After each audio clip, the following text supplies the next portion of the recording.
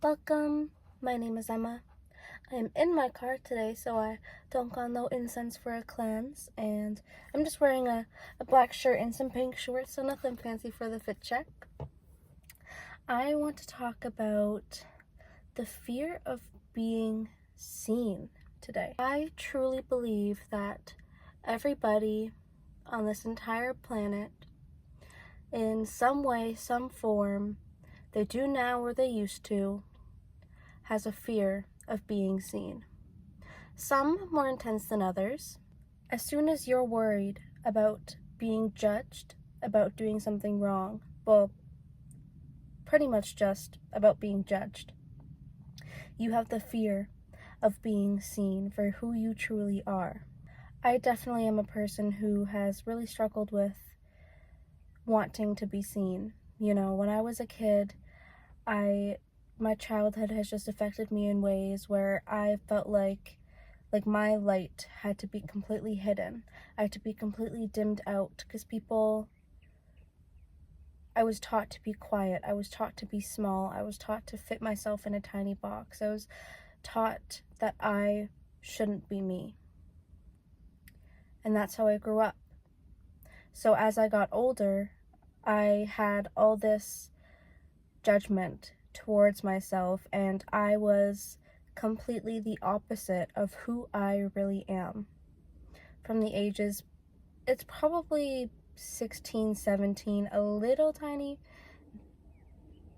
I'm gonna say 16 and 17, that it hit the hardest, where I was super depressed, anxious, I struggled with eating. The main thing I worried about was my image and how people thought of me, how people saw me, how I acted, what I did, what I said, everything. I would overthink all of it. I didn't even realize it was the fear of being seen for a very, very long time. You know, I thought I was anxious, I thought I was introverted, I thought I had social anxiety, I thought all these things, but the very root of it was I was scared for people to see who I really was. It was so hard for me to be vulnerable to any extent that I was pretending to be somebody completely different than I was. What I've gathered and what I've learned over this last little bit is people love somebody who is authentically themselves. You know, you're always going to have somebody who's against you or who thinks weirdly of you or who is like, ugh, to the fact that you're authentically yourself. And that's just because they're completely unhappy with being them, and they couldn't even imagine being couldn't even imagine being their authentic selves. But when you meet somebody for the first time, in my perspective at least, when I meet somebody and they're completely themselves, I'm like, wow, this person is so cool, look at them, they're so cool. And it was actually my friend who showed up, and she was authentically herself when I first met her, and she kind of like lit the spark in my brain again of like, wait a second, maybe I can just be myself and people will like me. I don't have to be scared. I don't have to be anxious to be here. I don't have to be anxious to speak. I'm allowed to take up space. I'm allowed to have a conversation. I'm allowed to speak in the conversation. I'm allowed to tell people things. I'm allowed to have something to say. And the parts of me that were scared of being seen, you know, I didn't even realize this, but when I hang out with my friends, I like don't ever have anything to say.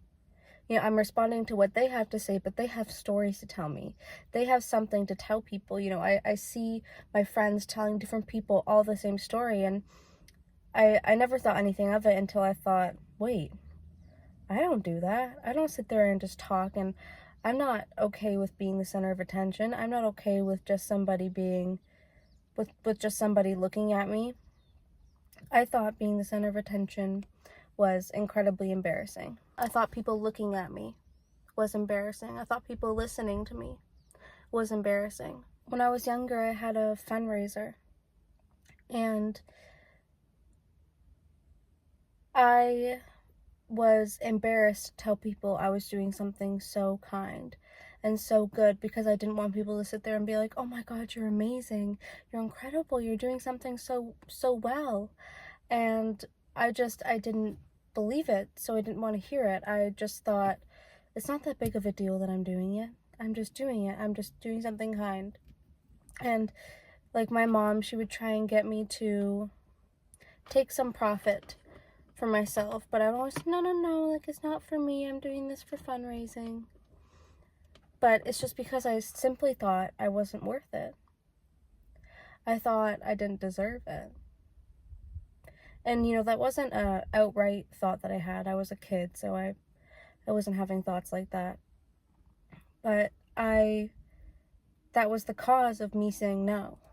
I have a post called Vulnerability. It's one of my first couple videos, so if you scroll down to the bottom you'll find it there. But I was talking about kind of this, about how starting my YouTube channel made me realize that I really was scared of being seen. I was scared to tell people about me doing this. I was scared for people to know that I was talking about the information that I knew. It was kind of like imposter syndrome. You're like, really, should I really be doing this? Am I qualified to be doing this? Do I fit with this? But now here I am. I have told everybody pretty much in my life about my YouTube channel, and I'm not embarrassed about it. And I'm even now telling people that my intentions are for people to see my videos, for this to reach a large audience. And I'm not saying I'm completely over this fear of being seen, because if I think someone's outside my door, or my window's open and somebody's outside and I'm filming, I do get nervous, and I do stop and wait for them to go. And I don't beat myself up about that, because the healing happens in layers. I've already overcome so much when it comes to this. I can't expect myself to be over it all at once. But I know it'll happen. I know it'll come as my confidence grows more and more within myself. I'm a very confident person. I don't have many insecurities, but it's hard for me to think about my family listening to me talk about this kind of thing. But when it comes to this, it's all about your confidence and self-love. If you love yourself, if you feel confident, you will be okay to take up the space. You'll be okay to shine bright. And the same route happens in almost all of my videos. It's just about healing your emotional body, healing your past responses, healing your inner child, healing, and self-love, self-compassion, not beating down on yourself. This is how you overcome these things. This is how these things become easeful. These are how these things flourish, is by love, compassion. Confidence will grow on its own as you have your healing journey. You'll start to feel more stable and balanced. It'll all happen with time. It's crazy how things fall into place like that. You start one thing and then you end up somewhere completely else. I think that's all I have for you today. Thank you. I love you. I'll see you tomorrow.